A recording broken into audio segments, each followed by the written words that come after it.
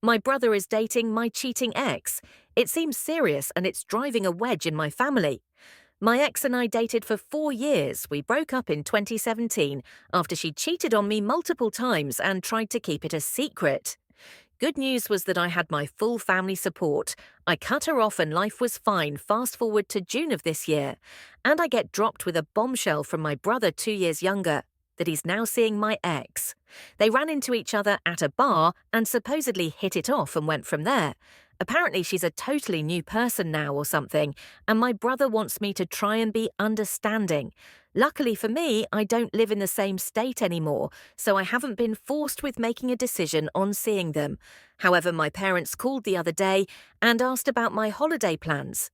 At the end of the year, they said my brother, my ex, his girlfriend will be invited to Thanksgiving and Christmas if they want to come. I absolutely won't stand for it and don't want to see her. And now my family is upset at me. Am I completely insane? I considered posting on other subreddits, but they seem like cesspools. Thanks, guys. I'm losing my mind here. Update. First off, I want to thank all of you who responded in the original thread. It motivated me to have a long and uncomfortable conversation with my family last night. I'm going to try my best to summarize the details and feelings of my family as I decide what to do from here, brother. So we did a bit of a deep dive into the relationship. Essentially, they met at a bar at the beginning of the year. She sought him out and recognized him and approached him. She said she had wanted to apologize to me for the longest time. But I was not close with her, so it didn't work. She basically apologized to me through my brother. But he didn't really want to get in the middle for some unknown reason. They kept talking and catching up, and I guess they just instantly hit it off. Supposedly, she's been going to therapy and hates who she was then and the things she did. So they exchanged numbers and it all went from there. He keeps trying to tell me that I would think she's a different person if I gave her a chance. Still have no desire to do so, I asked if I ever get brought up. And supposedly they don't talk about it much because she's ashamed of who she was then. Again, this is all from his perspective, so who knows what's real and what's rose-coloured. We basically ended with him saying he's happy and he's sorry for how position this puts me in, but to just try and give her them a shot, Mum. For context, my mother is a very religious person, but in my opinion, she represents the best of religion. She's kind, generous, thoughtful, and all that good stuff, but she's also very forgiving. And I think that's where the issue is here. This was the hardest conversation she admitted. She had reservations, but searched within herself to try and find forgiveness if it was meant to be. So she was willing to give it a shot, and she's been happy with the two of them. It seems like they're doing all the right things, in her eyes, to earn that forgiveness. She started crying, which eats me up, and talked about not wanting to see her family torn up and to try and see if I can find it within myself to give this a shot. She said if I couldn't, that I'd always be her son, and a lot of other motherly stuff that hit me in the gut. I felt like after, but I had to talk to my dad. So I powered through Dad. He's kind of always been in the if Mum's happy that I'm happy type of mindset. Not much really has changed. He said he knows it's a tough situation, but to see if I can find a way to give it a shot. Luckily, he said if it isn't something I can do, then we can do something separate for my brother and his girlfriend for the holidays. My mum has heard about the idea, but he said he'd get her to come around to make sure they get to see both of their sons in some way. So while I was nice to talk and learn more, I still feel stuck in this situation. I don't mind going back home and doing something separate, but not sure if we can dance around the elephant in the room. I told them I'd think about my decision and let them know in a couple weeks. Hope this helps. And if you have more ideas, I'll take them. Thanks, guys. Man, sorry. This whole story sounds just awful and awkward. Not only are you being put in a difficult position as their son, but you're also being asked to ignore that your brother is with a cheater. And as for your parents, it sounds more like they have two sons and just want them around for the holidays. Preferably all together, but willing to be the two Christmas kids to their son's role as divorced. Of course, coping takes a lot more than a little revenge and some jokes. But if you want to laugh during the holidays, just make it super awkward for your bro and ex as you wonder aloud if she tastes any difference in the Yule log or Ramble about the proper way of stuffing a turkey good luck. Next up, I found out at 2 a.m. New Year's Day that my wife was having an affair. She kept going for another 8 months. Male, 28. I had my first girlfriend when I was 21. She was the first person I slept with too. I loved her. We got engaged and married and moved in together over a 6.5-year relationship. I started getting suspicion of her and one of her workmates, who was extremely clingy towards her. There were many red flags which I ignored, as this woman was the love of my life and my wife. Why would she do anything so bad? But the suspicions kept building as more and more red flags appeared. I confronted her about these things, like him and her messaging. Constantly, I saw many messages from him to her with rows of heart emojis, how she would always favour going places with him over me. Even when I specifically asked if me and her could go together. She took him to a bird park that I loved to go to. She had him over for one night when I was away, and the bed sheets were in the washing machine when I got home.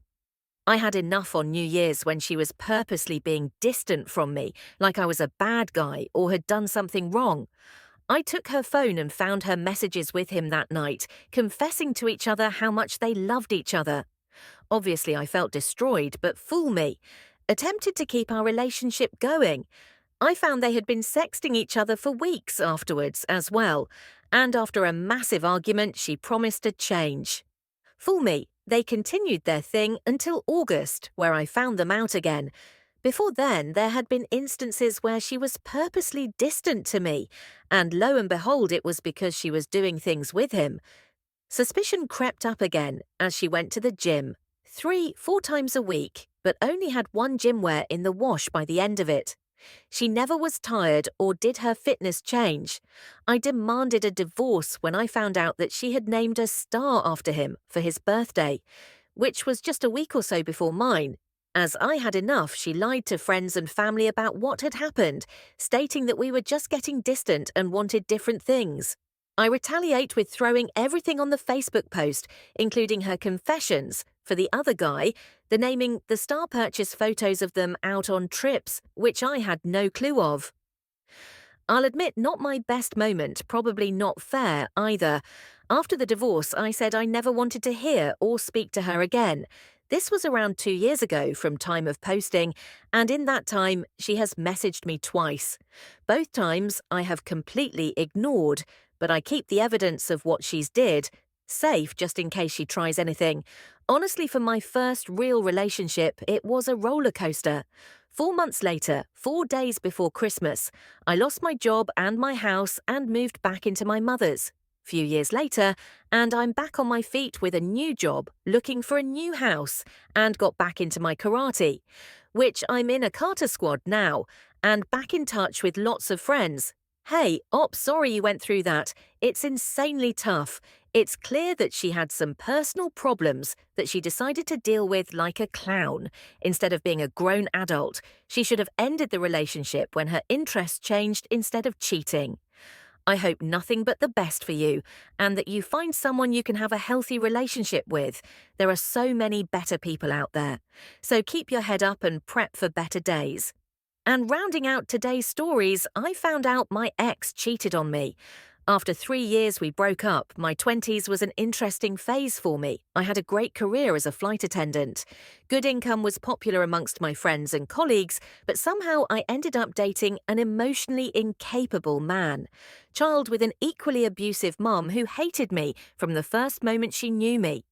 It was a 4 years turbulent relationship where eventually he broke up with me with the excuse I fall for a girl so full of life to being with a partner who are angry and upset all the time.